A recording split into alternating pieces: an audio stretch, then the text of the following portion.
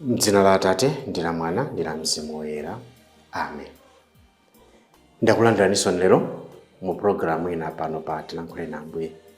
Pamene tikupitiriza kusinkhasinkha imene ndikuchita kuti introduction, masiku 4-5 oyambirira ngati introduction ya zimene tione mu Lent ya chaka chino. Lero ndafuna ndilowe nanu kuti kodi paja zolinga za nyengo ya Lent ndi chani. Ndipo nanga pasembe za misa za nyengo ya Lent paja timachita zotani. So poyamba tinene kuti Lent ndi ulendo wokonzekera wachita chaka cha Pasaka tidanena. So Lent is a preparation for the celebration of the Easter festivities. That's what Lenten season is about. Koma sinena kuti Lent iyi ngati ulendo muli zinthu zingapo zimene timachita. Izi kwambiri ndi kuzibwereza kupemphera, almsgiving, komanso fasting and abstinence. Koma ndifuna ndikukumbutsani kuti koma cholinga paja cha nyengo ya Lent chimakhala chani. So cholinga cha nyengo ya Lent paja ndi ziwiri. Cholinga chachikulu kukonzekera ukachita chaka cha Pasaka. Koma zimene zimakwaniritsidwa bwanji? Kuti exercise zonse tikuchita zochita zonse zija zipachatu zili pawiri. Number 1, Lent ndi ulendo wa akatekumeni. Ulendo wa akatekumeni wopita kuti kukalandira masakramenti achinamwali cha Chikristu. So Lent ndi ulendo. Kuti paja catechumenate, ukatukumeni kwekwene ndi chani. Izi mwina tizipezanso mu synod kuno kwa Archdiocese ya Lilongwe, tengopanga za resolutions za synod cha mu April muno, Mulungu akatithandiza kuti zonse tizipeze zofunikira kukonzera General Assembly. Akatukumeni paja amayamba bwanji. Ndifuna ndiphunzitse izi momveka bwino. Number 1, stage yoyamba, pre-catechumenate and evangelization. Ndiye kuti anthu asadale ukatukumeni ndi kumva mawu a Mulungu. Ndi stage yoyamba imene munthu amayamba ulendo wake wa Chikristu. Waona zimene Khristu ayo ziyandanira chaonena kuti ineyo ngati Mkhristu nyengo ya Lent I should be a sign. I should be a symbol of transformation and change. Ndiye munthu waona amene ndikupempherera. Ulo munthu ndikakumana naye akumangomva kaona kuti uyu si munthu wamba. Chifukwa zimene ndikuchita nyengo ya Lent. Ndiye wabwera wadzandifunsa, kodi inuyo muti ndinu ndani? Kodi paja inu muti mmapemphera kuti? Ndiye wakhala ndi interest yofuna kukhala mkatolika. Paja timamutenga ifeyo kupenda kuchali chikucha. Akaone mete mapempherera. Akaone zimene machita. Kenaka timakampanga paja introduce kumphakati kuti ndi munthu uyo mzanga afuna akhala mkatolika. Akatero munthu wayamba ulendo wakakhala Mkhristu. Ndifuna nditsindike izizi chifukwa chonena kuti nthawi zina timathanso kungodumpha ma stages osaoneka bwino tolowera pati. Kenaka munthu uja watsimizira afuna kukhala Mkhristu nditi makhani mambo mulandira ngati mkatukumeni. Kumbanganso register ngati mkatukumeni. Pamene nkhani ikufikira. Kuti is the journey of the catechumen, of the catechumens. Ulendo wokalandira masakramenti achinamwali cha Chikristu paja alipo atatu: ubatizo, ulimbitso, ukaristia.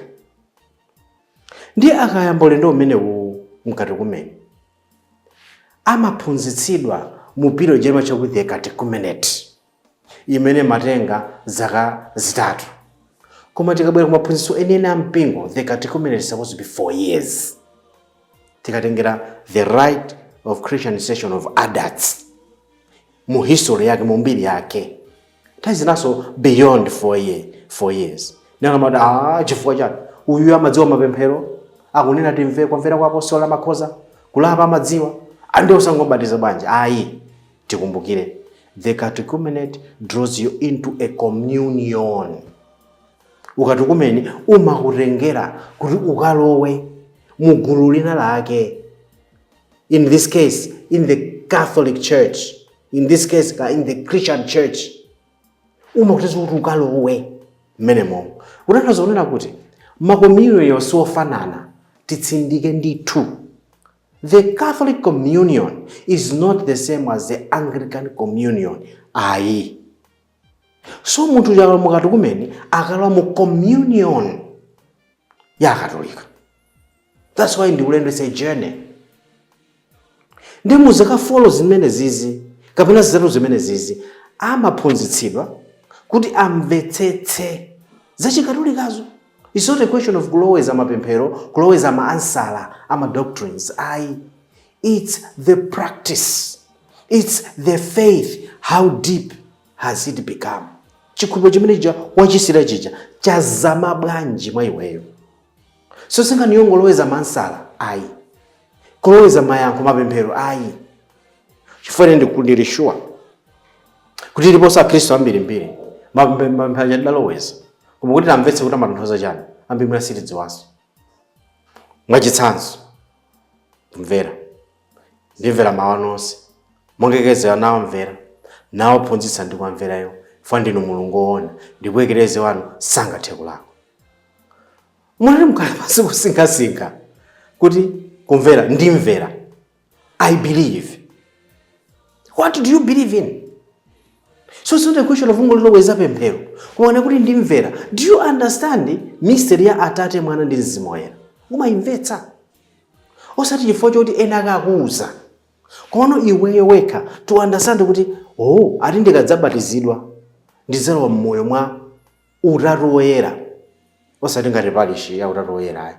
Koma Utatu Woyera Mulungu mmodzi ene atatu. Ndizalowa mmoyo wa Atate. Who is the Father? Mbatiza dzina la Mwana Ambuye Yesu. Who is the Son? Who is Jesus? Osati jendana pa program ina ya introduction kuti tilipo ambirimbiri amene we talk eloquently about God, about Jesus, and yet we have never met him. So ukati kumene uja umakolesa kuti umvetse this communion when they say it believes in Jesus, mediator, mkhala pakati wa Mulungu ndi anthu. Yesu Kristu amene Mulungu ndi munthu pamodzi, two natures of Christ. Misonkhano ya Council of Chalcedon zimene aphunzitsa zija kuti mwa Yesu Kristu muli manecha awiri, ndi Mulungu weniweni komanso ndi munthu weniweni. And then when I believe in the Holy Spirit. Who is the Holy Spirit? Kodi Mzimu Woyera ndi ndani? The Holy Spirit who proceeds from the Father and the Son.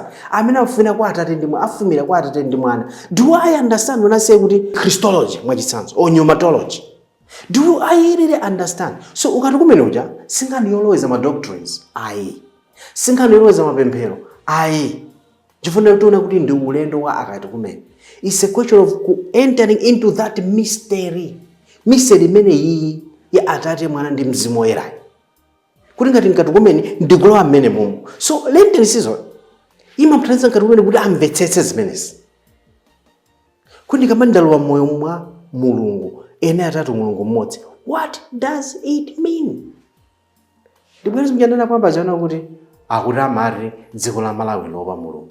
So many Catholics in this country, so many Christians of other denominations in this country, so many other religions in this country. Koma, what is happening in Malawi, does it portray kuti dziko lopa Mulungu? Yankho mosa bwera sombuyo ndi otherwise sibwezi tili pano lero. Sibwezi anthu kuli mbava zoba ndalama za anthu osawa, bwezi kulibe. Sibwezi kuli zidani political enmity, bwezi kulibe. Sibwezi kuli anthu ngodana chifukwa kuti uyu ngwakumpoto uyu ngwakumwera, bwezi kulibe. Ife tili mbomafe tifa kumwera tingomanga senteto kumwera. Ife tili mbomafe tifa pa Central Region tizomanga sikondeza pa Central Region. Ife tili mbomafe tifa kumpoto tingomanga sentezo kumpoto, bwezi mezi kulibe. So when he saying Kadukumeni enters into this life, that's what it means to be in Christ. Then Kadukumeni makandanazo. So tungonena kuti nyengo ya Lenti ndi ulendo wa Akadukumeni. Mwachitsanzo first Sunday election ya Akadukumeni. Kusankhidwa kwa Akadukumeni kuchoka mu Akadukumeni kukhala owunikiridwa, the Illuminati, the Illuminati. Kenako third Sunday, fourth Sunday, and fifth Sunday ya Lent. mascrutiny atatu: first scrutiny, second scrutiny, third scrutiny. Akati kumene kokhawa. Kena kupatsidwa pemphero la Atate athu akati kumenewo. Kena kupatsidwa ndi kudzanena pemphero la kumvera kwa apostolo kapena ndimvera akati kumene kokhawa. Kenako kudzala ndi miyambo cha efeta tsekuka, komanso miyambo cha dzina latsopano, dzina la Chikristo kusiyana ndi kunena kuja. So tikati ndi ulendo wake tikumene chifukwa chonena kuti Lenten season helps us to understand, to enter the life of Jesus Christ. Jesus was born, Jesus suffered, Jesus died, he rose again from the dead. Ukatukumene ndi ulendo wa transformation imene iyi kuti munamaka kuti akusintha. Death with Jesus, kufa kwa moyo wanga waipa wakale osagwizana ndi Mulungu. To wake up with Jesus on Easter Sunday through baptism or Christian initiation, kusanduka new creation. So tikandi ulendo wake tukumene ndi zimene zizi. Choncho nthawi yoti ife a Khristu tiwathandiza akati kumene athu kumvetsetsa za ukati kumene wawo. Tiwathandize kuti amvetsetsana kuti kodi piro ndi kudutsani ndi chani. Alipo tandanyenya kalika lifota anthawi datalika. You don't understand what it means to be a Christian. Chifukwa Chikristucho, it's a journey, your life journey. Ndi ukatopa ukatukumene, so ukatopa pa Chikristu. Number 2, ndanena kuti it's about understanding, kumvetsetsa za communion. Imene iyi. What is a Catholic communion? What does it believe in? Amakhulupirira chani akatolika. Akambati Eucharistia. Kuti Eucharistia ndi chani? Bond of contention yambiri solero kani amayi Maria. Kuti mkatu kamana kuti amayi Maria timawanyadira ndipo timawanyadira adi. Timawalembeka ndipo timawalemekeza adi. As the mother of Jesus, as the mother of the Savior. Umene kumvetseyo ngati ngati kuti anthu ndimangozimvera kutani. Kuti amayi kani amayi Maria kuti bwanji. Kuti timapembedza sitipembedza amayi Maria ndi cholengedwa cha Mulungu ndi munthu. Koma timalemekeza because of the special role imene amayi Maria adatenga. So umatukala mu communion ija umene kuti umvetse mozama kuti amayi Maria ndi ndani. Kana about the Eucharist, the center. Maziko azonse mukatolika, source and summit of the whole life of the church. Zopeza za Vatican II, Sacrosanctum Concilium. Maziko, kasupe, komanso pa chindende pa moyo wonse wa Chikatolika, Eucharistia. Kuti maonekedwe a bread ajawo, nkati kumene amvetse kuti si bread ndi Yesu Kristu. Maonekedwe a vinyo ajawo, kuti nkati kumene amvetse kuti si vinyo koma ndi magazi a Yesu Kristu. So ndi ulendo wanga tikumene amenewa woti amvetsetse the teaching of the church, the doctrines of the church, the mystery of God. Amvetsetse maphunziro a Chikatolika. Mystery zimene mazipeza mu Chikatolika. Eucharistia ndi chani azimvetsetse.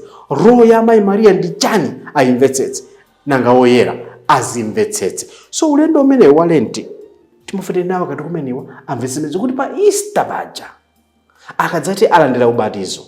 Alabatizwa m'dzina la Atate ndi Mwana ndi Mzimu Woyera, asandukadi new creation. Amene atumidwa pita pa dziko lapansi to change it and transform it.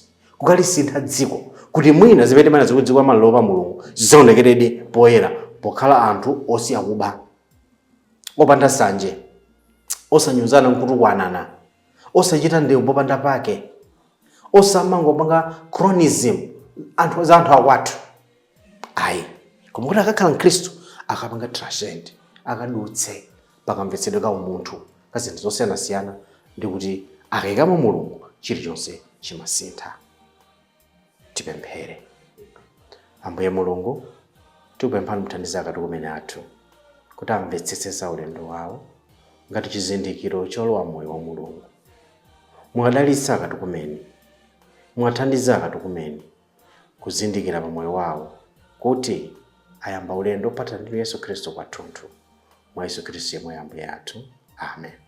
M'dzina la Atate ndi la Mwana ndi la Mzimu Woyera. Amen.